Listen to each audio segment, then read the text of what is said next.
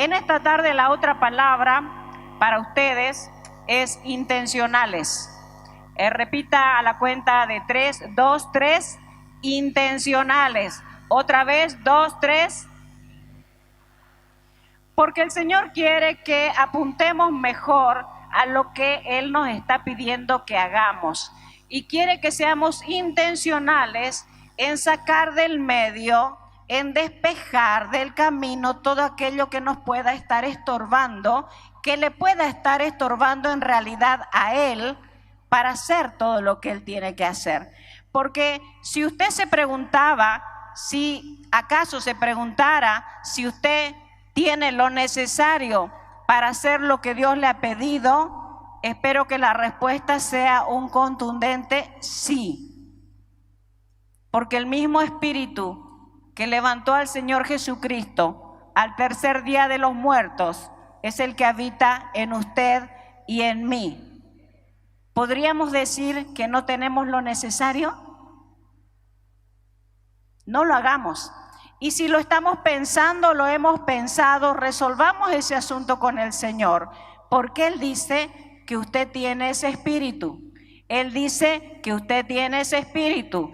Él dice que usted tiene ese espíritu.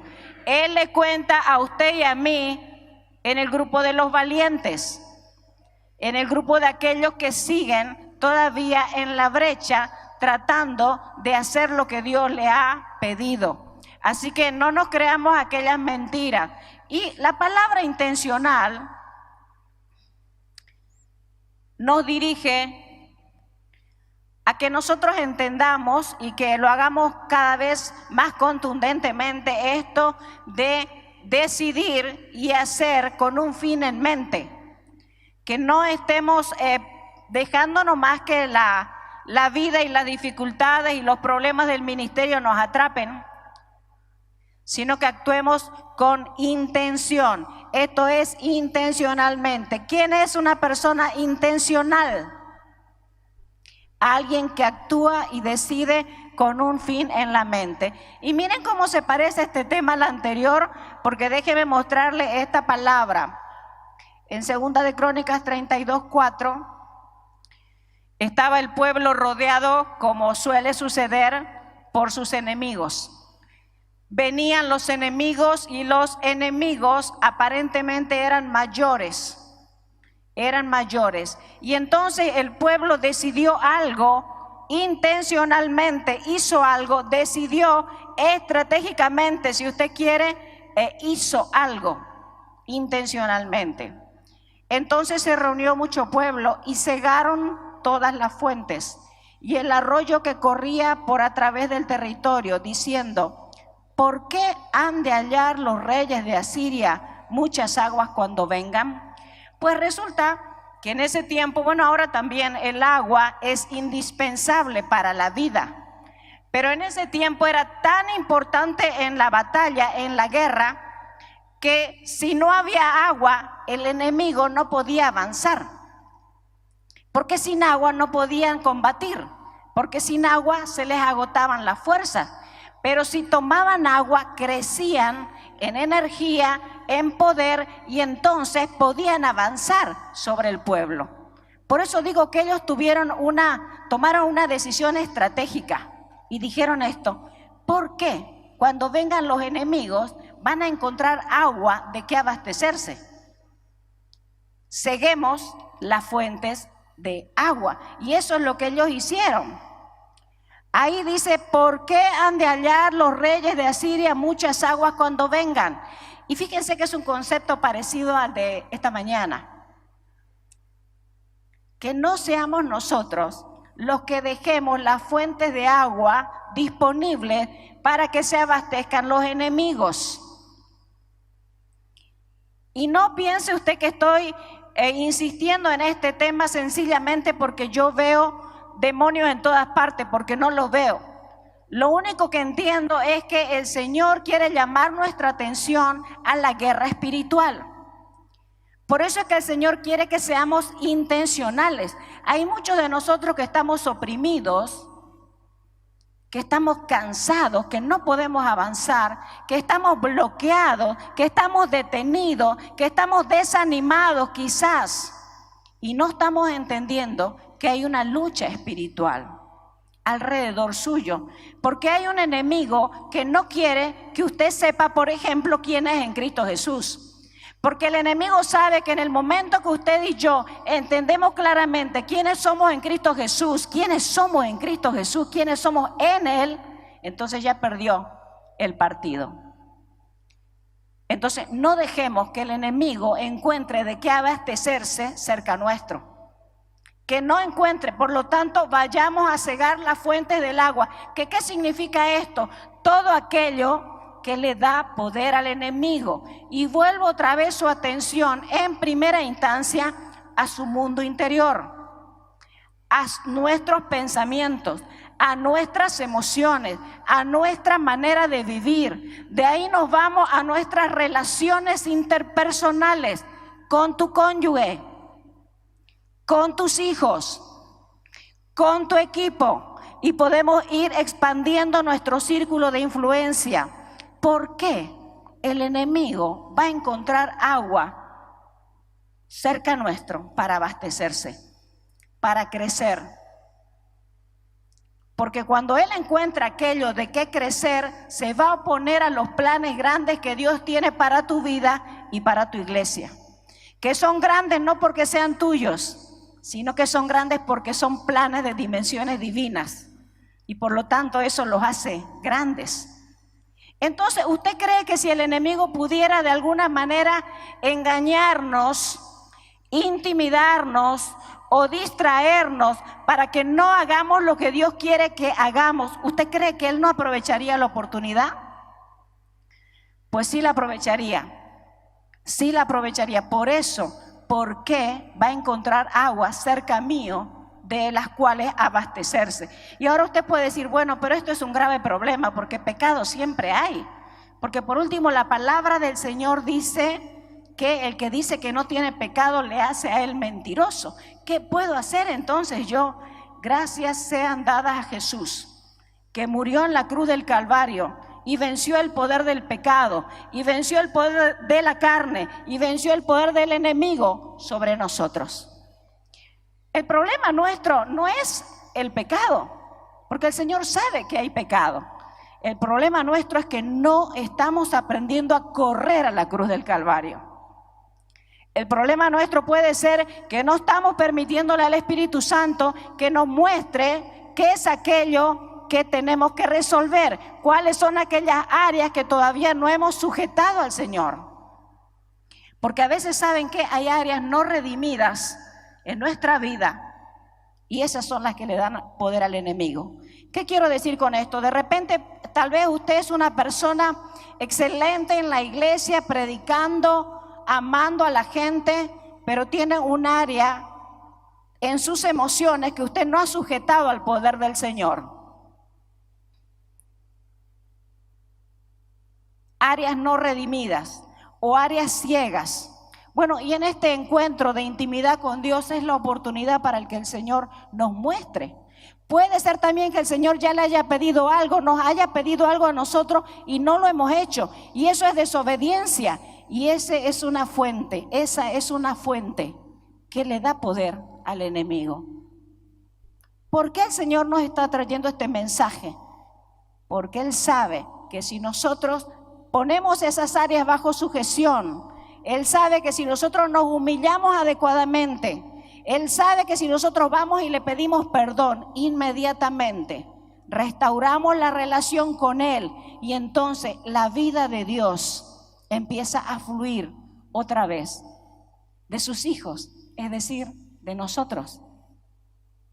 Entonces, este concepto es muy importante, segunda vez que lo traigo en este día, porque también quiero que usted sepa que Satanás no es su mayor problema. El mayor problema del creyente, mi mayor problema, es la vida egocéntrica. Ese es su problema, mi hermano. Si usted quería saber cuál es su problema, quiero decirle que no es su cónyuge, No son los hermanos de la iglesia, no es el equipo que no funciona, no son los hijos que no responden, no es el presidente del país que no se convierte. Su mayor problema no es Satanás. Su mayor problema y mi mayor problema es la vida egocéntrica. Esto es la vida de la carne que todavía está ahí queriendo fluir e impidiendo que la vida de Dios salga a la luz. Ese es nuestro mayor problema. Es la vida de la carne, es la vida egocéntrica. Nosotros asumimos, no sé si a usted le pasa, asumimos que como estamos en el bando de Dios, ¿no es cierto? ¿Están seguros? Estamos en el bando de Dios. Nosotros asumimos que porque estamos en el bando de Dios, todo lo que tiene que ver con nosotros le agrada al Señor. Pero yo quiero decirle que eso no sucede siempre. Y me encontré con este pasaje que me llamó la atención. Ahí estaba Josué frente de Jericó. Ustedes conocen la historia de Jericó, las vueltas para que se caigan las murallas. Levantó la vista y vio a un hombre de pie frente a él, espada en mano. Josué se le acercó y le preguntó: ¿es usted de los nuestros o del enemigo? Porque Josué asumía que había solamente dos bandos. O su bando, que era el de Dios, porque él era parte del ejército de Dios, era un enviado de Dios, o estaba con él o estaba con el enemigo. No había otro bando. Pero la respuesta de Dios me parece espectacular. Digo de Dios porque era un ángel, ahora lo van a ver, de ninguno respondió. Me presento ante ti como comandante del ejército del Señor. Y entonces Josué se postró rostro en tierra y le preguntó: ¿qué órdenes trae usted, mi señor, para este siervo suyo? ¿Saben? Cuando leí este pasaje me llamó mucho la atención, porque me di cuenta que Dios mismo puede en ocasiones estar diciéndonos esto a nosotros. Nosotros creyendo que estamos en su bando. Y Él en algún momento decirnos: no. Yo no soy de ningún bando, ni del tuyo, ni del de los enemigos. Y entonces el Señor puede estar marcando una distancia. Es una palabra muy fuerte, pero a mí me ayudó. No sé, creo que por mi manera de ser, las palabras fuertes y directas me ayudan más que las suaves. Y para mí fue claro entender que no todas las veces que yo pienso que estoy unida al bando del Señor, eso es una realidad, porque a veces estoy unida a mi propio bando, el de la vida egocéntrica. Hay ideas que yo tengo, buenas ideas, dicho sea de paso, que no necesariamente son de Dios. Incluso ideas que tienen que ver con el ministerio, con el hacer la obra del Señor, y no necesariamente son respaldadas del Señor. Y quizás si el Señor viene y se me aparece, yo le puedo decir: bueno, ¿quién eres tú? ¿Eres de los míos o los del enemigo? Y el Señor me dijera: de ninguno, ni de vos ni de los enemigos, porque yo soy Dios. Y lo que vos estás haciendo no está en coherencia conmigo.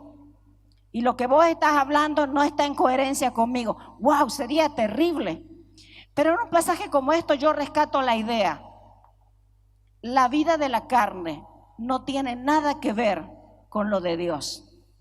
Y nosotros a veces queremos hacer una mezcla de la vida de la carne, nuestras ideas, nuestros pensamientos, nuestras emociones, nuestra perspectiva, nuestros sueños, nuestros anhelos y lo de Dios. Y no siempre es así.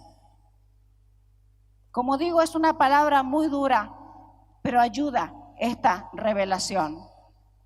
El comandante del ejército del Señor le contestó: quítate las sandalias de los pies, porque el lugar que pisa es sagrado. Y Josué le obedeció. Me encanta esta palabra. Se rayó la cancha. Yo soy Dios, vos no. Se rayó la cancha. Lo mío es santo. Lo tuyo puede ser de la carne y no tiene nada que ver conmigo. Me encanta esta porción de la palabra porque nos pone en la correcta perspectiva. Mi desafío y el desafío suyo es escuchar adecuadamente qué es lo de Dios y distinguir lo de Dios de lo de la carne. Y por supuesto, distinguir lo de Dios y lo de los enemigos. De vuelta quiero decir, nuestro mayor problema no es Satanás. Satanás ya ha sido derrotado en la cruz del Calvario. El Señor vino para deshacer las obras de las tinieblas. El problema de la iglesia del Señor no es Satanás, porque Jesucristo ya lo derrotó. El problema de la iglesia del Señor es la vida egocéntrica. Es la vida de la carne que queremos mezclar con las ideas de Dios, con los planes de Dios, con la perspectiva de Dios. Entonces, este también es un tema de intimidad, les cuento, porque esta revelación tiene que venir a nosotros de manera directa. Yo no voy a ganar nada con observar la vida de la carne de ella. Necesito que el Espíritu Santo me traiga revelación sobre mi perfil carnal para empezar a combatirlo. Porque ¿por qué los enemigos van a encontrar agua de la cual alimentarse cerca mío? Nuestro yo es el mayor problema. Que ponemos nuestro yo en el trono en vez de poner en el trono a Jesús. Y vivimos nuestra vida a nuestra manera. Y nuestra manera espiritualizada a veces la incluimos en la iglesia y creemos que eso es lo de Dios. Este tipo de palabras nos tiene que hacer pensar bastante a cada uno de nosotros, y el Señor la está lanzando en esta tarde porque nosotros necesitamos escucharla. Y yo quiero hablarles de otra idea ahora, así como en la mañana les lancé una de rendición intencional, que solamente esto es para corroborar lo que ya hemos escuchado en la mañana. Nosotros necesitamos rendirnos intencionalmente todos los días. Este yo carnal tiene que venir a los pies del Señor todos los días. ¿Saben cómo? 24/7. Y es que no vemos que el mayor estorbo para la obra del Señor y los planes del Señor soy yo. No es el enemigo. El enemigo ya está derrotado. El enemigo tiembla cuando encuentra a un creyente que se somete al Señor. El enemigo tiembla cuando hay un creyente que se niega a sí mismo y decide hacer la voluntad del Señor. El problema no es el enemigo. El enemigo ya fue derrotado. El enemigo no tiene poder sobre usted. El enemigo no tiene poder sobre su familia. El enemigo no tiene poder sobre su descendencia. El enemigo no tiene poder sobre su iglesia, porque las puertas del Hades no prevalecen contra la iglesia del Señor. Pero nosotros estamos muy enfocados en el trabajo del enemigo y no nos damos cuenta que el mayor problema del Señor es que nosotros seguimos sentados en el trono, que seguimos a Jesús, que amamos a Jesús, que damos realmente nuestra vida por Él, pero seguimos sentados en el trono. Y necesitamos salir de ahí y poner al Señor en el trono de la vida. Entonces, ¿qué decía con esto? Rendición intencional en el proceso que nos toque vivir. Yo no sé lo que está viviendo usted, pero hay momentos difíciles, hay épocas duras, hay épocas de desierto, las cosas no funcionan bien, somos ofendidos, somos humillados, tenemos pérdida, pasamos por luto, pero necesitamos rendirnos intencionalmente en ese proceso. Ustedes y yo necesitamos rendirnos intencionalmente, decididamente, en medio del proceso que estamos ahora. Que eso significa decirle al Señor: Señor, tú eres Dios, yo no soy Dios, me someto. Me rindo, no lo entiendo, no me gusta, te estoy pidiendo otra cosa, estoy creyendo otra cosa, pero mientras tanto me rindo intencionalmente, me rindo. Te voy a seguir creyendo, te voy a seguir amando, pero me rindo en este momento. Es más, puede haber aquí muchas esposas, esposos que tienen problemas en su matrimonio. Intencionalmente me rindo. y hago las cosas a la manera de Dios, aunque mi cónyuge no se lo merezca. Me rindo ahora intencionalmente en medio de este proceso. ¿Por qué? Porque si eso sucede, los planes de Dios fluyen. Rendición intencional también puse yo de nuestro perfil. ¿Por qué? Porque, por ejemplo, yo soy una persona introvertida. Y si usted me pregunta si a mí me gusta estar frente de tanta gente, o sea, si yo disfruto, qué lindo, estoy frente de tanta gente. No, yo no disfruto. Pero yo me tengo que rendir al Señor, al igual que usted lo hace todo el tiempo, para que la vida de Dios fluya. Y si Dios me dice que tengo que estar frente a todo este grupo, yo tengo que estar. Y si me dice que me retire, me tengo que retirar. ¿Por qué? Porque yo tengo que rendir quién soy yo. Por ejemplo, si algunos de ustedes son personas que les encanta hablar, y de repente su temperamento incluso es un temperamento sanguíneo, de eso que le gusta hablar, estar con mucha gente y toda la cosa. Pero si el Señor le pide que usted se rinda, usted se tiene que rendir. Y si le dice que se calle durante un tiempo y no hable, se tiene que callar. ¿Por qué? Porque usted no se tiene que parecer a usted se tiene que parecer al Señor. Usted no se tiene que parecer a sus padres, se tiene que parecer al Señor. Usted no se tiene que parecer a la cultura de su país, usted se tiene que parecer al Señor. Entonces tenemos que rendirnos intencionalmente, no para ser lo que somos o lo que queremos ser, sino lo que Dios dice que somos. Nos tenemos que rendir intencionalmente también, tenemos que rendir nuestros pensamientos para tener la actitud de Él. Porque la mayor batalla que tenemos está en nuestros pensamientos. Yo no sé qué piensa usted de usted, yo no sé qué piensa usted de su capacidad, yo no sé qué piensa usted de su futuro, yo no sé qué piensa usted de sus dones, yo no sé qué piensa usted de Dios, pero lo que sí puedo adivinar es que todos nosotros tenemos batalla en nuestra mente, porque es el lugar donde se gana o se pierde la batalla. Entonces, si ese pensamiento, y pongámoslo también, si esa emoción no coincide con lo que Dios dice en su palabra, entonces hay que rendirla. No importa si ese pensamiento o esa emoción acompaña un evento natural que estoy viendo con mis propios ojos. Porque hay una diferencia entre la realidad y la verdad. La realidad es lo que vemos, pero la verdad es lo que Dios dice. La realidad puede ser lo que estás sintiendo, lo que estás pensando, pero la verdad es lo que Dios dice. Y mi responsabilidad intencionalmente y tu responsabilidad es sujetar. Esos pensamientos se tienen que rendir a Cristo Jesús y su palabra. Eso es intencional, intencionalmente, rendición estratégica. Porque saben que también aquí se trata de identidad. Nosotros estamos poniendo en juego todo el tiempo nuestra identidad. ¿Quién es usted? ¿Quién es usted? Todo el día usted está poniendo en juego su identidad. Cuando hay problemas, cuando el bus se queda en la frontera,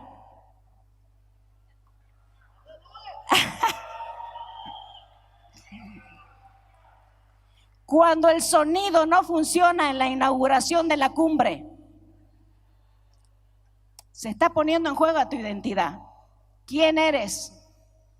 ¿Quién eres? ¿Quién Dios dice que eres? ¿Qué es lo que puedes hacer? ¿Qué es lo que tienes? Y muchos de nosotros tenemos una identidad de supervivencia. Estamos aguantando. Sí, queremos obedecer al Señor, aguantamos. Un día de eso explotamos, pero volvemos a aguantar porque nos arrepentimos y aguantamos. Pero Dios está hablando de que nosotros tenemos identidad de conquista, no de aguantar. Y déjenme decirle que esto que le estoy compartiendo ahora es lo que Dios me está enseñando en este tiempo. Yo me considero una sobreviviente y tengo, lamentablemente, en muchas facetas, una identidad de supervivencia. Pero Dios me está diciendo, basta ya, yo te estoy dando mi ADN. Mi ADN es de conquista. Mi ADN es de conquista. Mi ADN solo se parece a mí, dice el Señor. No se parece a ti, gracias a Dios. No se parece a mí, se parece a Él. Entonces, aquí también tenemos que entender este asunto de identidad de conquista o identidad de supervivencia. ¿Quiénes son los que tienen identidad de conquista en este lugar? A ver, levántenme la mano. Los demás no se han convencido todavía. En cambio, a mi siervo Caleb, que ha mostrado una actitud diferente y me ha sido fiel, le daré posesión de la tierra que exploró, y su descendencia la heredará. ¿Se acuerdan de Caleb? Juntamente con Josué fueron a explorar la tierra. Volvieron varios con una descripción negativa. Qué difícil esa tierra, es terrible, llena de gigantes. Deberíamos habernos quedado en otro lugar. Pero Caleb vio el potencial de esa tierra porque se enfocó en el Señor y tuvo una actitud diferente. Y de él es que el Señor dice, porque él tuvo una actitud diferente y me ha sido fiel, le daré posesión de la tierra que exploró y su descendencia la heredará. A mí me encanta este pasaje. Y el Señor le está hablando hoy a usted. Si usted y yo tenemos en este tiempo una actitud diferente, estudia el pasaje donde habla de Caleb. El Señor le va a dar en posesión esa tierra que exploró. Fíjese usted que no dice que conquistó, dice que exploró, la vio nomás. La vio nomás. Como muchos de nosotros todavía no estamos llegando a conquistar todo, pero estamos viendo. Dice el Señor que nos va a dar esa tierra que exploramos, que vimos. Y no solamente a nosotros, sino a nuestra descendencia. Yo lo creo. Déjeme decirle que yo lo creo y lo voy a ver porque lo creo, lo voy a ver. Una actitud diferente implica, por lo tanto, en base a lo que estamos hablando, rendirse ante Dios. Estratégicamente nos rendimos, intencionalmente nos rendimos. Yo no encuentro otra forma. Cualquier cosa puede pasar en mi vida. Y yo creo que la rendición es la respuesta para que yo pueda encontrar el corazón del Señor. Así que nos rendimos ante Dios, pero no nos rendimos ante los enemigos. No nos rendimos frente a los enemigos, ni nos rendimos a los enemigos de adentro, menos a los de afuera. No nos rendimos a los enemigos. Esos enemigos que a veces están en nuestra mente, en nuestro corazón.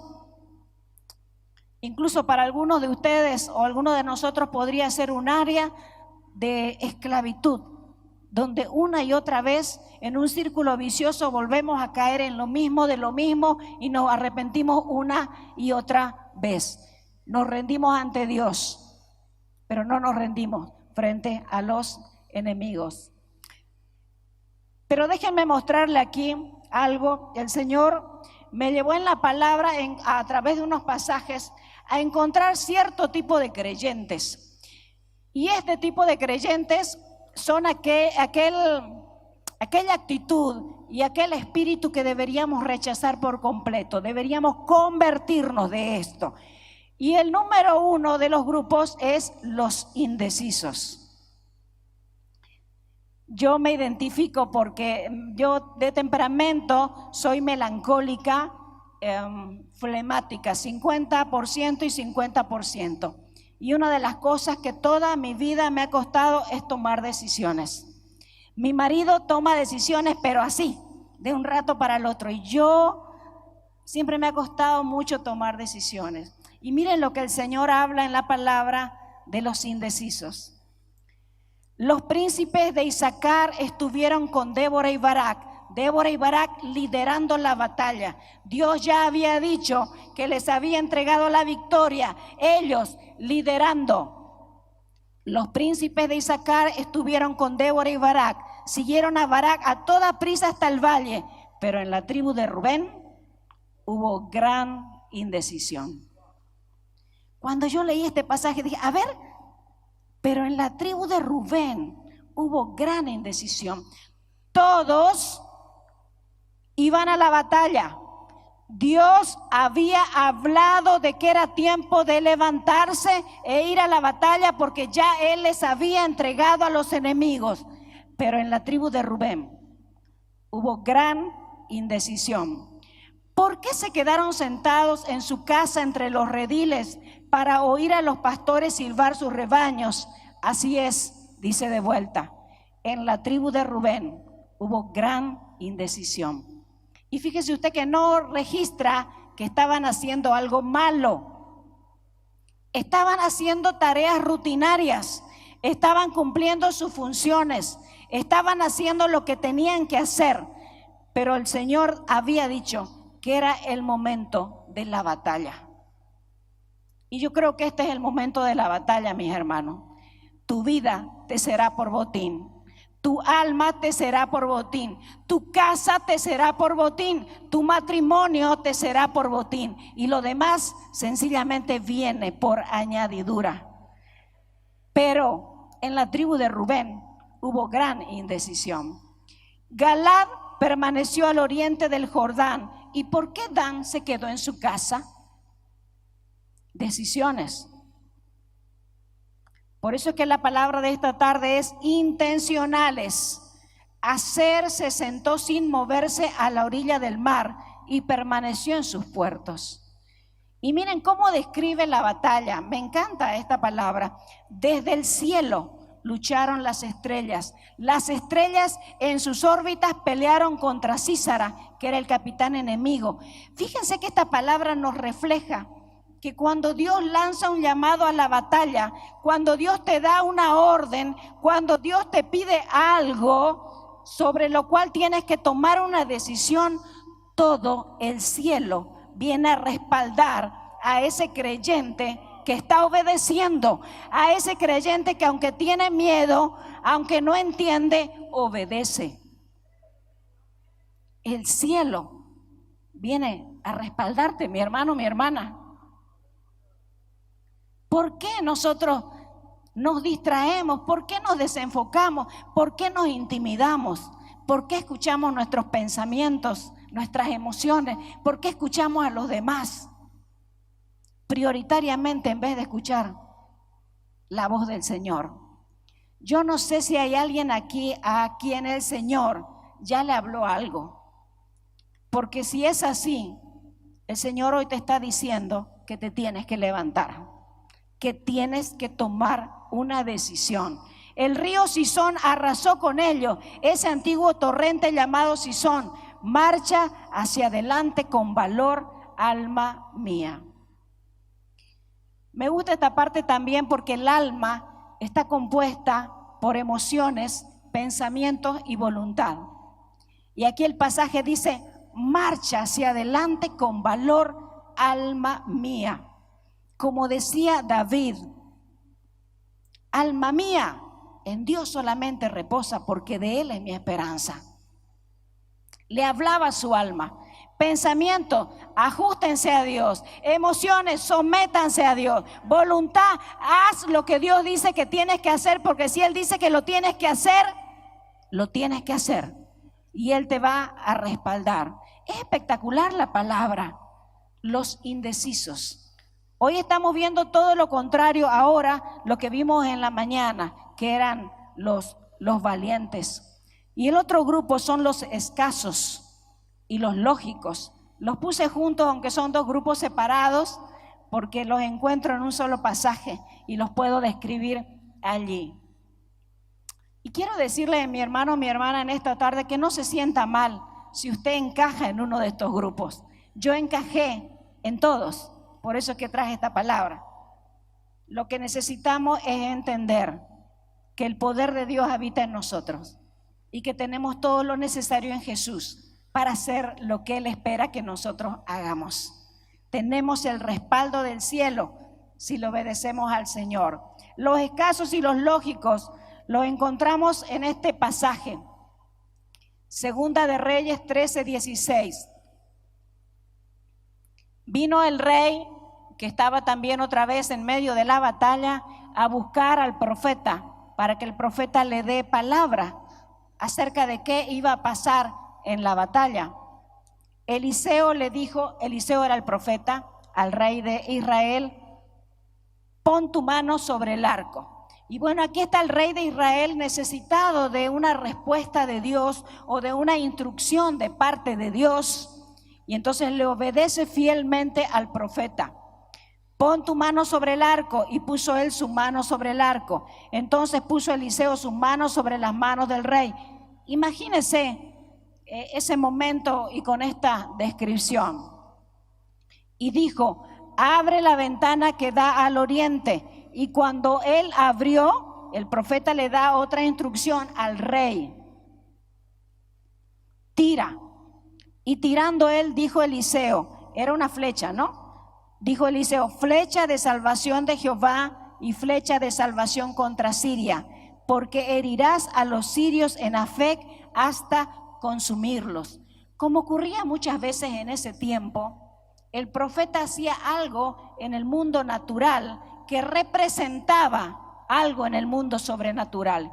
Y en este caso era una representación de lo que iba a suceder en la batalla, porque acerca de eso también el rey estaba consultando al profeta. Y miren cómo sigue la palabra. Y le volvió a decir: toma la flecha. Y luego que el rey de Israel la hubo tomado, le dijo: golpea la tierra. Y él la golpeó 3 veces, 1, 2, 3, y se detuvo. Entonces el varón de Dios enojado, chequee esto, el profeta se enojó. El varón de Dios enojado contra él le dijo: al dar 5 o 6 golpes hubieras derrotado a Siria hasta no quedar ninguno. Pero ahora solo 3 veces derrotarás a Siria. Bueno, no sé si usted lo ve aquí claramente, ¿no? Porque yo me preguntaba, bueno, ¿y por qué se enojó? Por último, no le dijo cuántas veces tenía que golpear. ¿O le dijo? No le dijo. Solamente le dijo: golpea. Y él se detuvo. Por eso es que yo le puse como nombre esto: los escasos. Porque muchos de nosotros somos escasos. El Señor nos habla acerca de algo y empezamos bien, pero en el medio dejamos de continuar. Levantamos las manos o simplemente nos distraemos. Cuando Dios nos habló era un asunto tremendamente importante. Lo escuchamos y lo entendimos. Como hoy, seguramente usted está entendiendo algo. Y empieza a hacer algo, pero no insiste, no persiste, no se exige, no sigue corriendo tras de aquello. Qué tremendo habrá sido para el rey en ese momento, cuando él se da cuenta que si él hubiera golpeado mucho más la tierra, hubiera vencido a sus enemigos hasta exterminarlos. Cuando el Señor me habló sobre este pasaje, yo tuve que pasar por un momento de arrepentimiento, porque me di cuenta que el Señor me había dado ciertas instrucciones y por X, Y o Z motivo yo no continué. Y el Señor tiene la expectativa de que cuando Él te da una instrucción, le pongas toda tu vida, toda tu pasión, todo tu corazón y le creas. Y le creas. Y porque le crees, vas a insistir. Y vas a insistir. Pero ¿por qué también pongo aquí algo acerca de los lógicos? Porque yo creo que, no sé, se me vino esta idea de que para el rey era fácil tirar la flecha cuando le pidió que la tire por la ventana, ¿no? Era fácil porque las flechas, ¿para qué son hechas? Para ser tiradas. Pero cuando le pidió que golpee la tierra, yo creo que ahí le causó una crisis en su mente lógica, porque las flechas no son hechas para golpear la tierra. Y por último, yo creo que cuando él golpeaba la tierra, golpeó 1 vez, 2 veces y se sentía medio ridículo. ¿Qué hago yo golpeando la tierra? Por último, soy el rey. No va a suceder nada aquí. ¿Qué dirán los demás que me están observando? Y entonces dejó de golpear. No importa que sea una instrucción loca. No importa que sea una instrucción ilógica. No importa que sea algo que parece una insignificancia, que no va a hacer una diferencia en el mundo sobrenatural. Pero si Dios te dice que lo hagas, hazlo. ¿Qué pasa si sencillamente el Señor te dice que abraces a tu esposa y que de esa manera va a derrotar a tus enemigos? Que no nos suceda, no haremos la prueba como en los seminarios de matrimonio, que uno le dice abrace a su esposa y ahí la mitad se quedan tiesos y tiesas. ¿Saben por qué? Porque somos lógicos, porque no creemos que una acción sencilla que Dios nos está pidiendo, pero que es difícil de repente para nuestra lógica, puede hacer un cambio en el mundo sobrenatural. Pero sí lo puede hacer, porque Dios actúa como le da la gana, porque Él es Dios. Nosotros no lo podemos encasillar en nuestra mente, que a veces es cuadrada y limitada. Dios puede tratar con tu vida como le da la gana. Los escasos, los lógicos. Pero también podemos ser de parte del grupo de los que no se conectan con lo sobrenatural, que son parecidos a los lógicos, ¿no? Y traje un pasaje conocido en Mateo 16:22. Ustedes saben que estaba Jesús por ir a Jerusalén, donde le tocaba cumplir con su destino espiritual.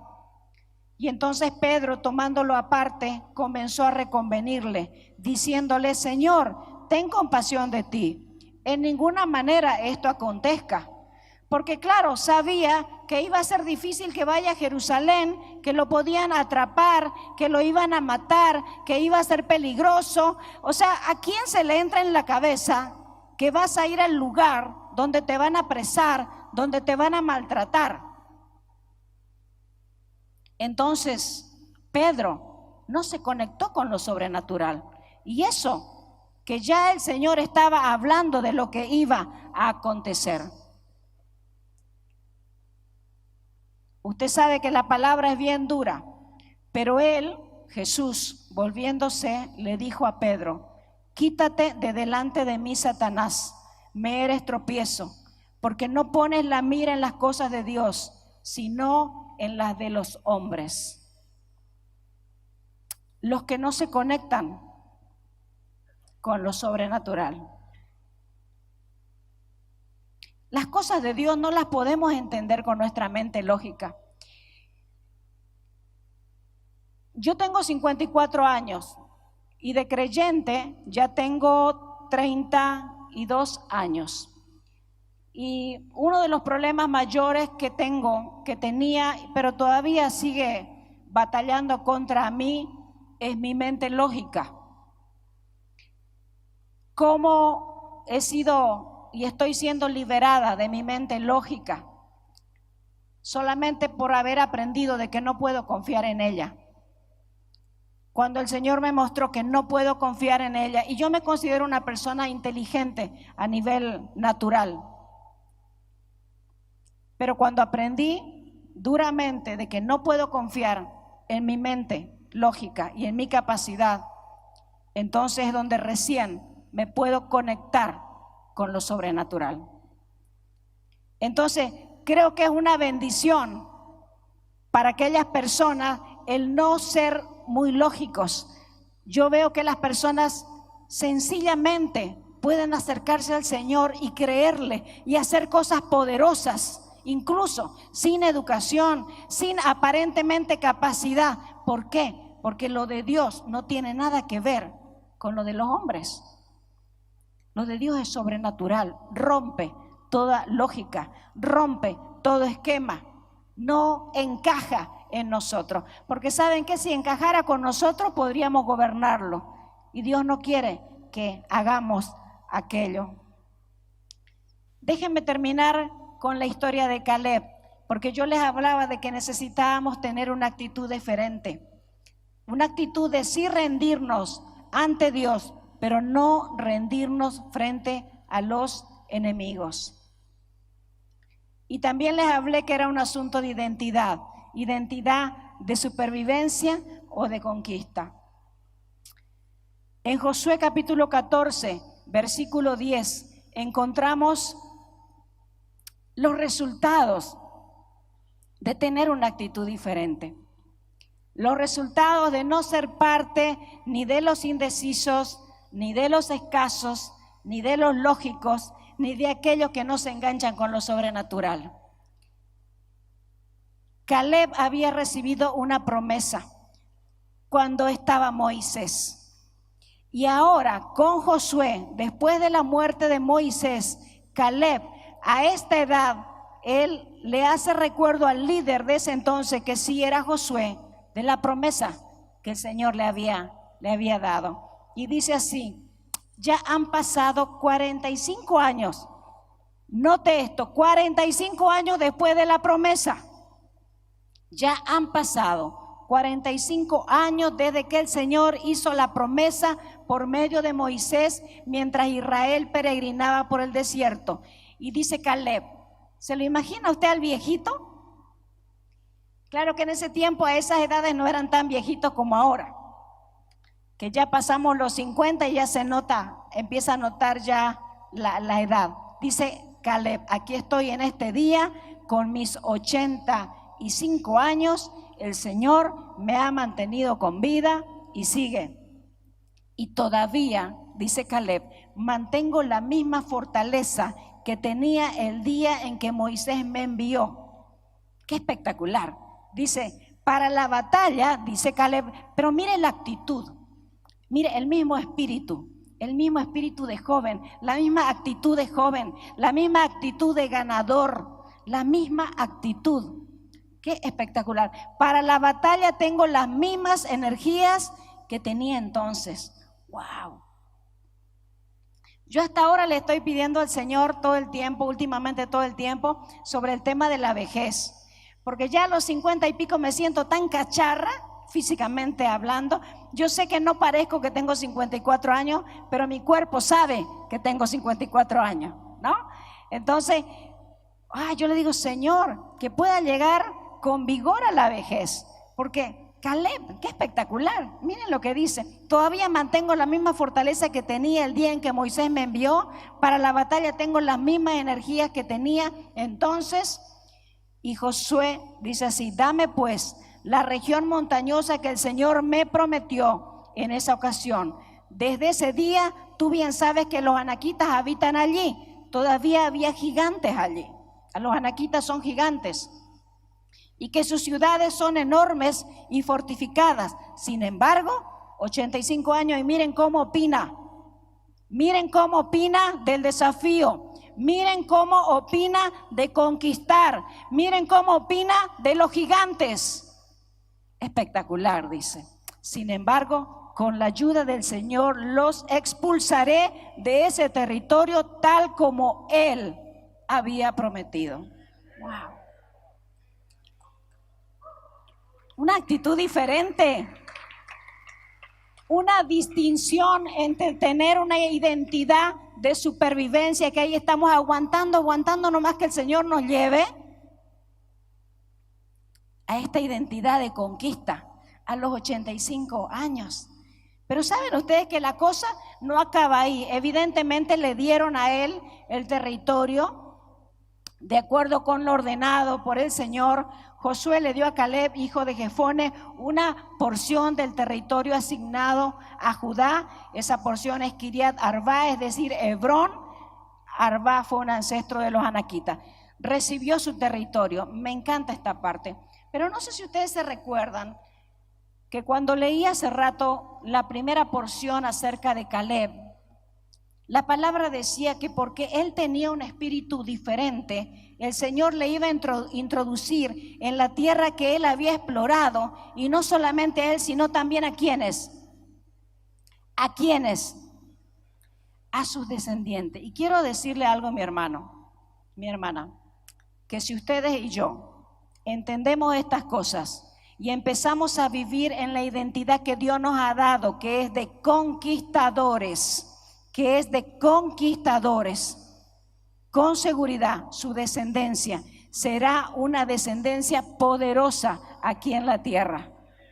Porque ellos van a empezar el 10 de nosotros, por decirlo de alguna manera, lo máximo que nosotros alcancemos va a ser la plataforma de donde ellos se van a levantar.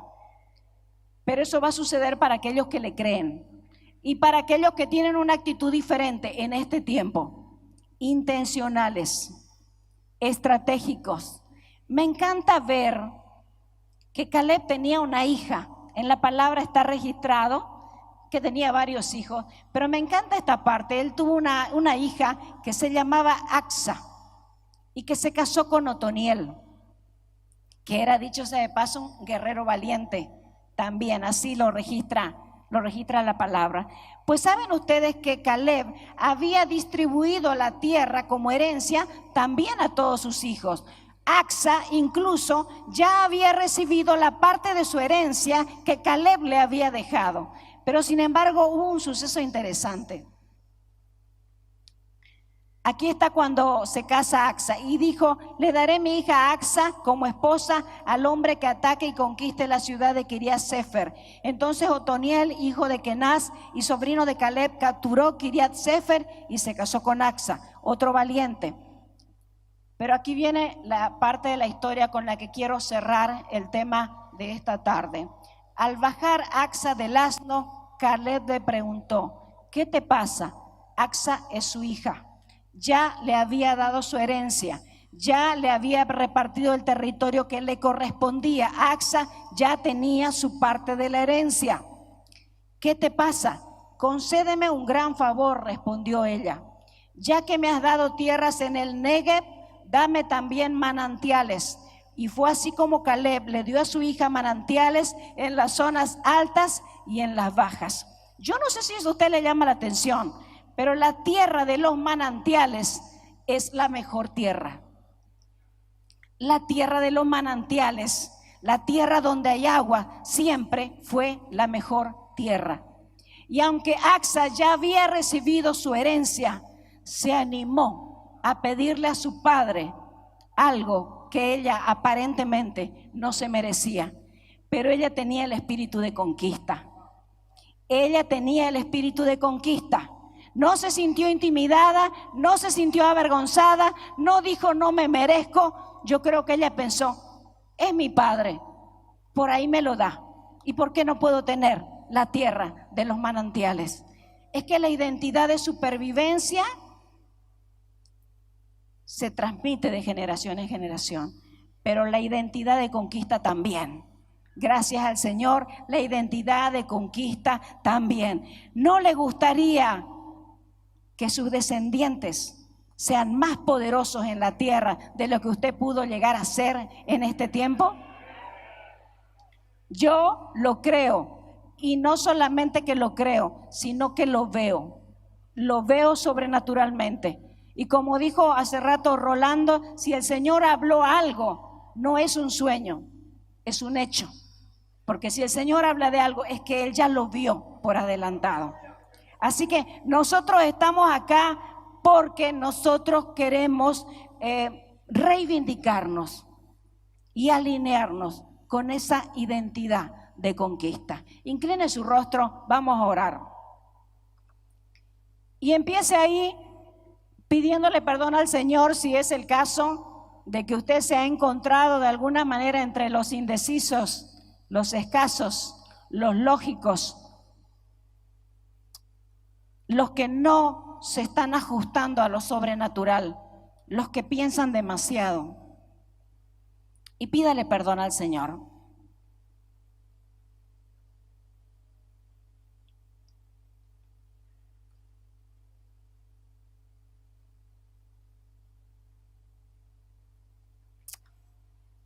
Señor, ¿qué te podemos decir?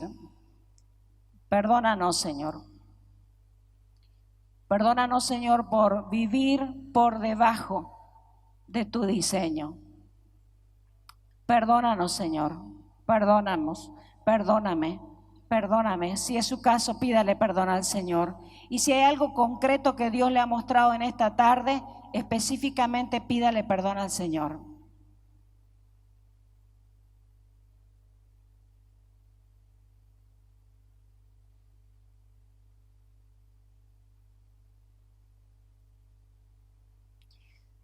Si usted hoy nota también que el enemigo encuentra manantiales alrededor suyo, de su casa, de su matrimonio, de su familia, de su manera de pensar,